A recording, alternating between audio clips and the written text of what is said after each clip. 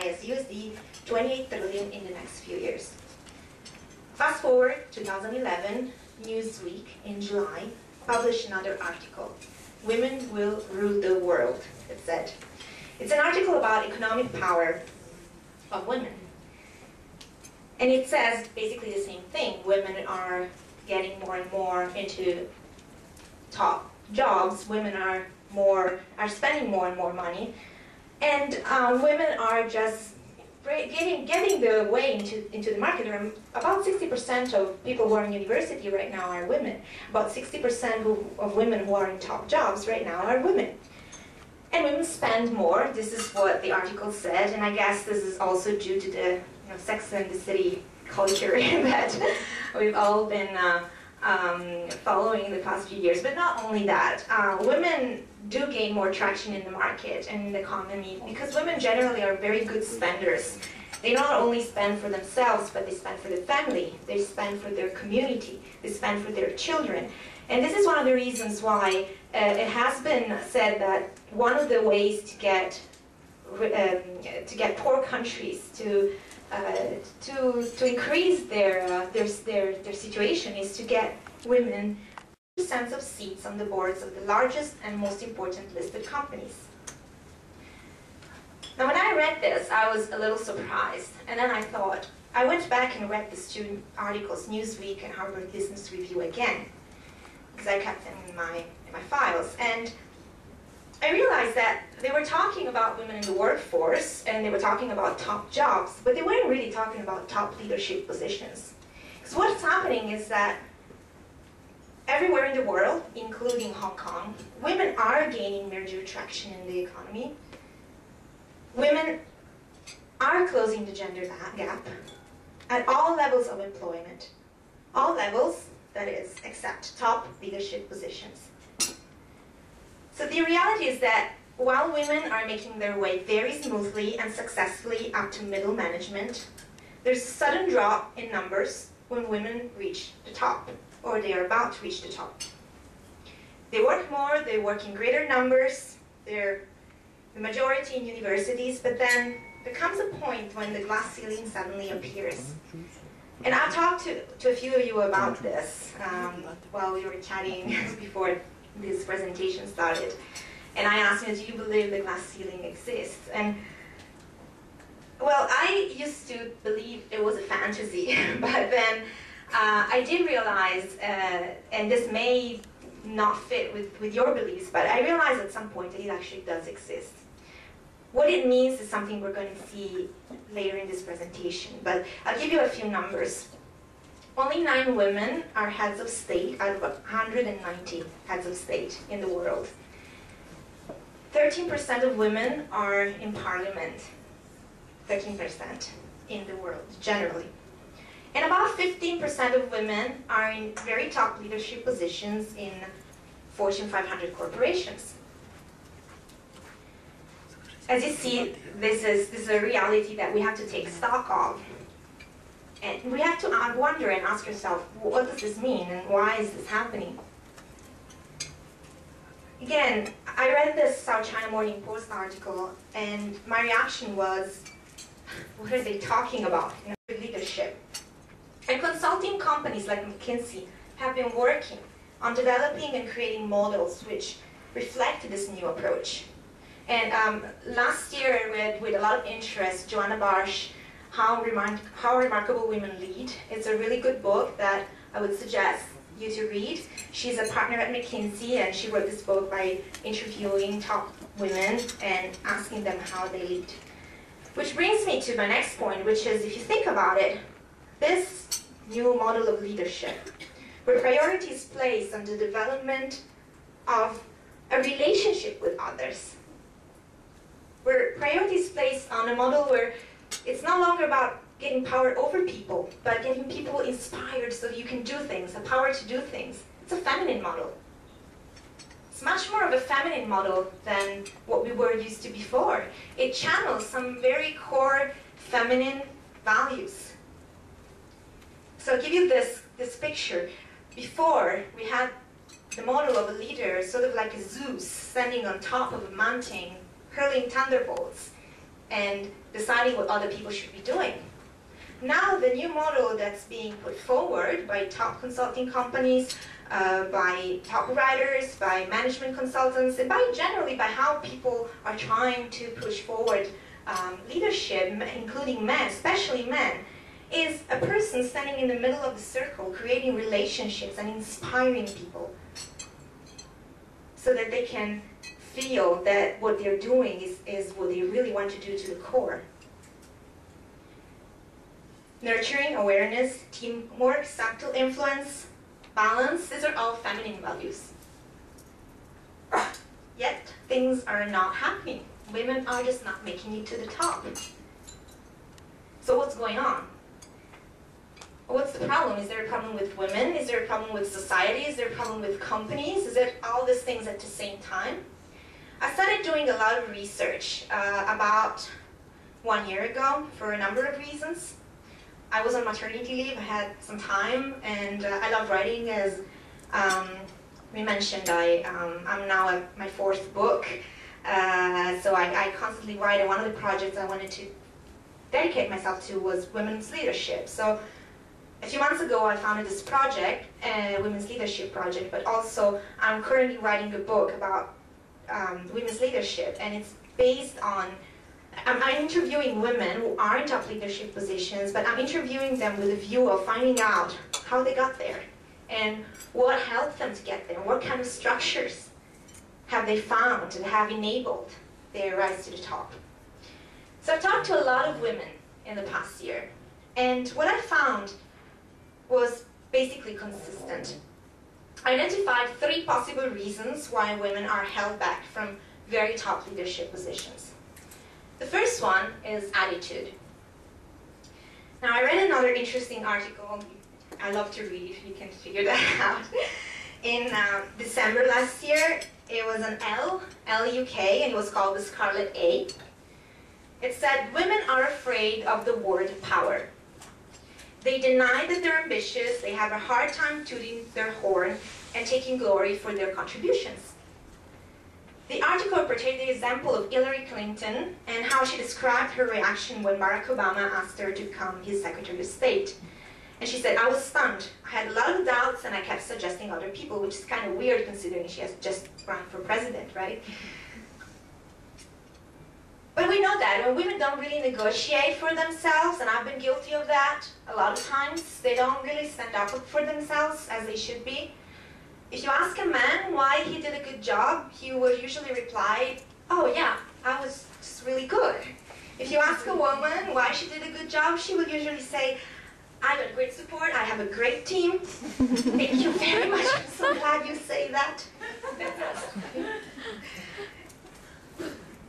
So we do have a bit of an attitude problem.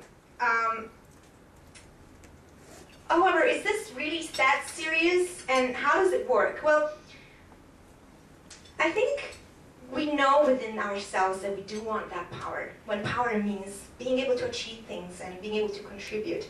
It's just very hard to express it sometimes when we're in an environment that it's not very conducive. I mean, we have grown up, most of us, thinking we have to be a good girl. There are also some cultural constraints, obviously, for women to get to top leadership positions, and in certain countries, like traveling may be difficult. But these are all issues related to the certain structure of work. If you have to travel a lot, if you have to be away from home a lot, it's going to be very difficult. So 3 issues, and 3 other different ways of looking at these issues. But also I think there is a much more subtle reason why this is happening. There's a reason why these 3 issues are there in the first place. And this is my personal opinion. This is a result of my thoughts and studies and talking to women. Now, women have, more than their male counterparts, a need for balance in their lives. Well, men always seem to walk their lives in a straight line. Imagine a line. Women go round and round in circles all the time.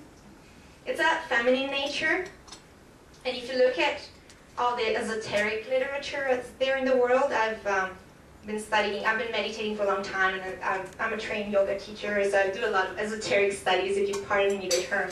But in every religion in the world, feminine energy is pictured as a circle, and masculine energy is pictured like a line. Very obvious, you might think, but there is actually a lot of depth to that. Women have a goal, they walk, they go, they want to achieve something. Women are always searching for something bigger, something more meaningful. They need a round life. They need fulfillment in several areas of their lives. They need personal fulfillment. They need to nurture their feminine soul through relationships, through family. They need to explore, they need to contribute. They need to connect. Also, women mostly hold the emotional responsibility for relationships, and if you're married or have a boyfriend or husband, you know that it's very much like running a small business. You're always there to try and make sure that things work. So really, women really hold together a lot more in their lives, usually. So what happens to us? Well, when we are in our 20s, we get straight out of university. We set goals, career goals, we make plans, we get into our corporate offices, and we keep on walking in a straight line, following those plans, as men do. So I want to be a top lawyer, I want to be a top finance person, I want to be a top marketing executive, whatever it is. Then we hit a bump, and that usually happens when we're 34 to 40 something years old, when we really don't know what to do with our lives. And I see someone nodding in the audience. So we wonder, we struggle, we look around for role models, and well, we don't find any. There are very, very few models of top, successful, balanced women at the top. Women who haven't really given up all their femininity to get to those positions. So what happens? And this happens to women whether they have families or not. Whether they have children or not, which brings me back to my conclusion earlier that it's really not children who are holding women back. I've talked to a lot of women who don't have a family, and it's exactly the same thing. Some women drop out of their corporate career thinking that they will find satisfaction just in raising their family, if they have one, or becoming a yoga teacher, if they have, have had a different lifestyle, and have had a few friends who were in top finance positions, and they just said, okay, I just want to be a yoga teacher, and they left. But then they do that, but then they regret it. They later regret it because they lose their financial independence, their presence in society, they lose their power, essentially, in the end. On the other hand, those who do continue in their corporate career often feel very unsatisfied. They try to make everything work, their career, their relationships, their interests, their concern for the world, the things they want to do outside, but they feel that nothing's working, and they keep feeling very unsatisfied. So women, when they get to this age, normally feel a sort of identity crisis and sort of inferiority complex. They feel like they have to be perfect, but the perfection just is the solution. But imagine it this way. I talked about the circle and how you can see yourself as a woman, as someone who likes expanding the circle. Who you are, the person that you are, is your why. What drives you? What are your passions? What makes you shine? Because we always think about, can we do well? Well, we can do a lot of things well. We've been trained. But what is there really that makes you shine, that makes your light come out? And the second step is, how can you realize and channel those things out in the world through the various things that you do, all the things that you do? And how can you make all the things that you do and all the things that you are as a woman fit in together, so that you're no longer walking in a straight line and thinking, okay, here's my career, here's my family, here are my personal interests, oh my God, how am I going to make them fit them all together? Because they don't. But the moment you start viewing it as a circle, you are at the center of the circle, and everything you do is an expression of who you are, then things do start fitting in. You can start building a brand around yourself. And there's where my idea of entrepreneurial of yourself comes in. A brand of yourself as a person. Who are you? What do you want to brand yourself as? And viewing your career path, even if it's a corporate career path, as part of that entrepreneurship project that you are. And then you can become a very powerful leader.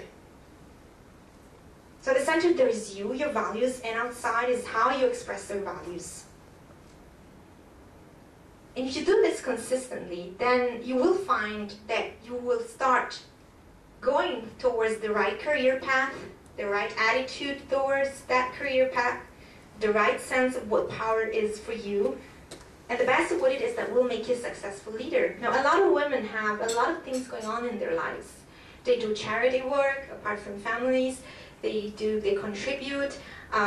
They sit on boards like the Women on Board committee. How do you make this fit in with everything else that you do? So in your corporate jobs, how can you brand yourself so that the things that you do fit in?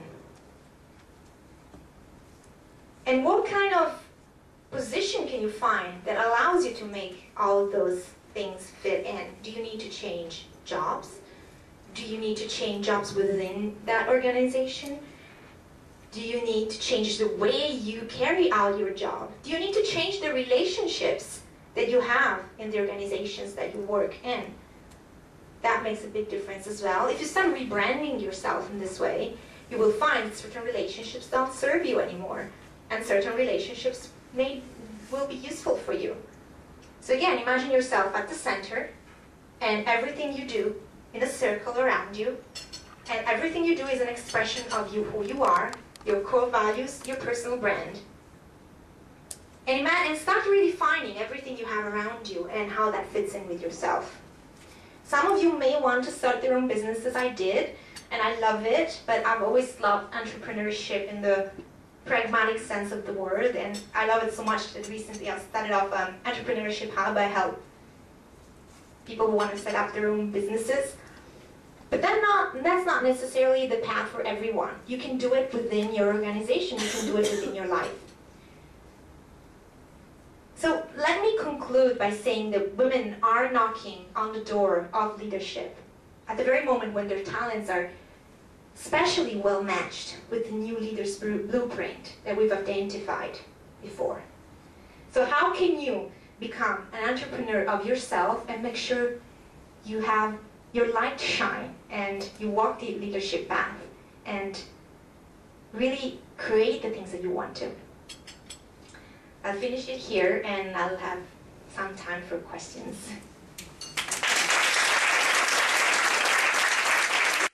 And all the company you've studied, did you notice a difference in the company that were headed by a female CEO? Meaning, did you find out that in those companies, more women were having a corporate top executive position? Do you have any conclusion on that? Do you think women that are already on the top make actually the difference for the other women within this company? So that's my first question. And the second one is based on what you just said about being an entrepreneur of ourselves. Do you think you can give us like maybe 3 very practical examples or tasks that each of us could more or less easily implement so that we become entrepreneur of ourselves? Okay. Thank you. Yes, okay. First question. Yes, generally I think women who have, companies that have women in top leadership positions like CEO, CFO positions do have more women at the top, generally. I don't know, however, whether that's because the culture has enabled more women to get there, or because the moment there are, and I think it may be very true, the moment there are women in top leadership positions, there are more role models to look up to for women who are in more junior positions. There is someone you can talk to, there is someone you can look up to, there is someone that you can model. Everyone needs to model someone else. You can't always do it on your own. So you can model someone who's at the top, who has a life that you would like to have, and learn from them. So it's easier for a woman to get there if they have someone who can show them how. However, it's also true that if women are there, it's because something's happened that has enabled them to get there. So it's a circle that gets, more women do get to the top, and they help more women get there. So it's an enabling circle, and that's why I'm a little, I'm not sure what to think of the 40% rule, whether there should be a minimum number of women in boards. I was against it. Now I'm starting to think it could be a good solution, because it breaks that wall once, and then when women are there, they can help other women get on board. So at some point there has to be a regulation that, like when the telecommunications market was open, that's what happened. So maybe that's what we need. The second question, 3 practical things you can do. Okay, first of all, you as a brand. What is your personal brand? What is the first word that comes to your mind when you think of yourself? The first word that defines you. And is that the word you want to define you? Or does it fit you or not? And if it does, become that word. Get your brand out there as that, as what you think you want to channel. Like for me, a few years ago, it was a lawyer. Now it's not anymore. I don't see it anymore. There's so many other things. There were so many different things that I was thinking about myself. Writer, yes, I write. I write about 1 book a year, but do I define myself as a writer? Not really. I do so many other things. What's the word that really, really hits me? Entrepreneur. That's what I am. I feel it, and therefore that's what I'm channeling out. And everything I've done since I found this word has been going around in this concept. So find your word and build your brand around that. Second, relationships. Take stock of your relationships, all your relationships, personal, work, and decide which relationships you want to keep, which relationships you want to take out of the picture, and which relationships you want to develop. New relationships that could help you get to where you are. And the third thing is find a way to connect the things that you do, all the activities that you have. Find a way to connect them so that they are an expression of that power word about yourself that you found in the first place. Make sense? Okay.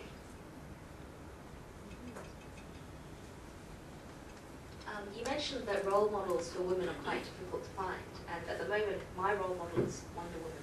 That has been for 6 years old. Who's your role model? You know, I get asked this question quite often, and it's very weird because, to be honest, I don't have, or I have one. Yeah, Wonder Woman is a good example because when I was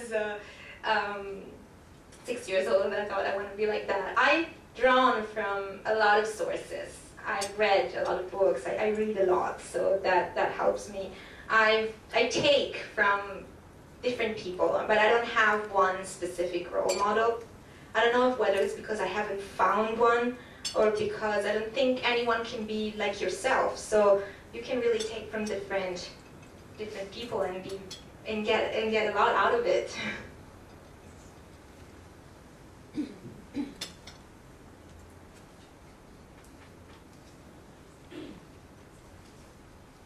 Hi, thanks for today.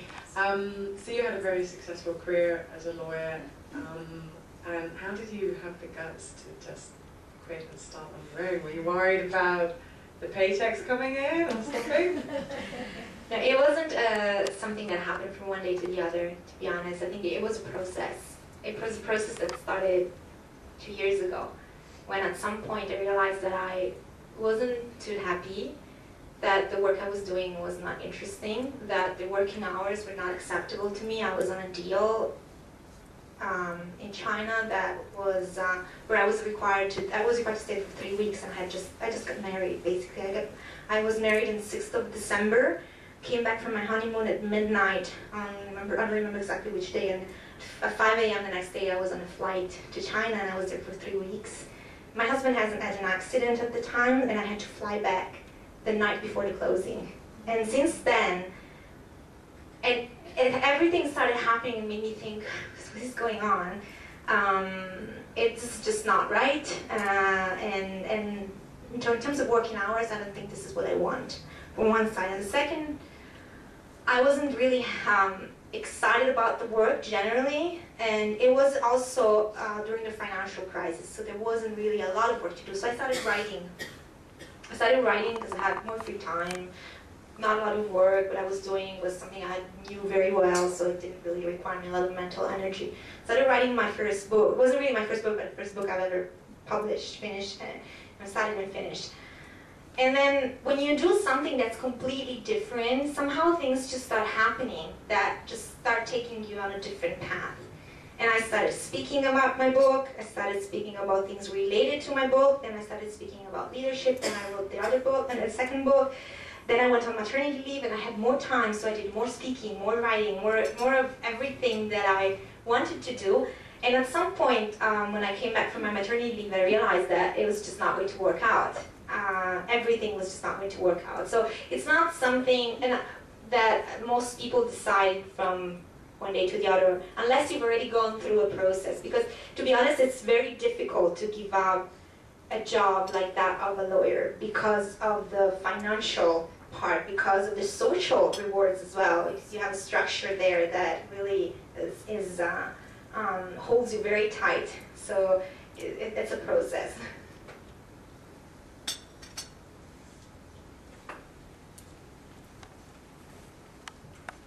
Thank you. Good morning. What difference did you see in your conversations between Asian women leaders and European or Western women leaders? It's a very, very interesting question. Well, Asian women, it's very funny because a lot of Asian women are very shy and very subdued in the way they project themselves outward. However, when they get to top leadership position, they're very, very strong, very strong. And I'm not really sure yet whether that's because just certain women get there and those are the women who are really strong from the beginning, or whether they learn to be like that. Western women generally tend to keep their personality throughout. They're more or less stay with themselves, although they do give up a lot of things along the way as well. It also really depends on which country we're talking about, because I think in the US, there is a very big culture of women's leadership. There are a lot of women who have very strong women who have strong top positions. In Europe, or Southern Europe especially, where I come from, I'm Italian, well, it's a French event, so I'm sure you have the French people here. I think it's also, it's not that common yet. Women have still a bit of a way to go. Asia, as I said, there's this really big difference, and women who are at the top, they tell you that they've had to work really hard, really hard, and that has shaped them, that has shaped the way they behave and their personality. However, there's one common trait that all women have, whether they're from the US, from Europe, or from Asia, and that is that they have had a lot of support at home, all of them. Either they're not married, they've made that choice, and they're single, or if they are, they're married or have a partner who's been very supportive of their career. That's everywhere.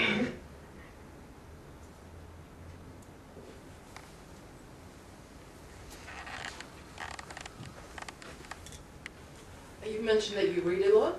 I was wondering what books make a profound difference to you, and what would you recommend for us to read? Well, that's also a difficult question because I always read 4 books at the same time and about 6 books, 7 books a month, so it's very difficult for me to give you one. Well, it depends on what, on women's leadership or generally on anything and everything. Well, maybe like a top 3, whatever. Anything, okay. Well, my very favorite book ever since I was I said from the beginning, okay, favorite books when I was a child, even though it's a children's book, I think everyone should read it. It's La Petite Fadette, and it's a French book by Georges Sand, and I still read it. I have a few copies from the flea market. Then Jane Austen, Pride and Prejudice. I read it about 10 times and loved it. Although some things I can't relate to anymore, it has influenced me. Any book that talks about communication, any book that, oh yes, there's one that I haven't mentioned that has influenced me a lot.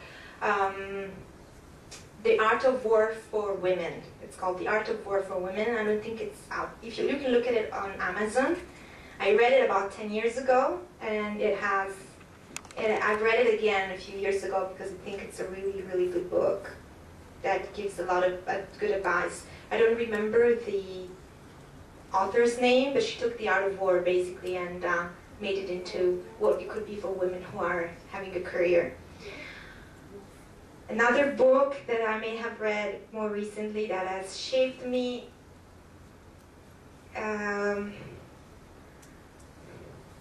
but Joanna Barsh, How Remarkable Women Lead, I guess that I mentioned that. And then I have to think about it. Right now I'm reading a book about children's brain. Yes, there's another book about women's leadership that I'm reading right now, which is interesting. It is, it's called Enlightened Women. I'm finding it very, very, very useful. And then I have to think about some more because I have so many. It's difficult to say. I take from, as I said, a lot of sources. I don't have one mentor, I don't have one book. I have lots of different ones. Thank you very much, Stefania. One thing you said that struck me the most was, because we all live, especially women from my generation, which is older than yours, is the round circle compared to the straight line. And then we understand why our career is so different from those of men. But at the beginning you said, why are there such few women at the top leadership, at the corporate positions, right? And I think that's the problem, is the round and the straight line. And all the women that I know that are at the very top positions at the CEO level have taken the straight line. I know no woman at a corporate level, at the CEO level, that has taken which most of us have taken here, the circle, which is more natural for a woman. And one thing that I think might change is what you said about the Gen Y, the Generation Y, that might change things because men and women from the new generation might be different, and they might all not take any more of this straight line. So I just wanted to ask you a little bit more about this Gen Y concept, which is very common in the Anglo-Saxon world, less in the French world. We don't talk that much about Generation Y. It's also a really great question because it's a topic that as I mentioned, I've been exploring with a few people recently. The Gen Y is the new young people, basically the people who are just now coming out of university, the people who grew up with the internet, who grew up when in an era where everything and every kind of information is available. And I studied this. My first book is The Principle of Relevance, is about information technology, internet. So I've done a lot of research on that in connection with this book. People for whom everything is just a click away. Every kind of information is available for them, and they can work from anywhere. And the internet, their Facebook profile, for example, is a projection of themselves. For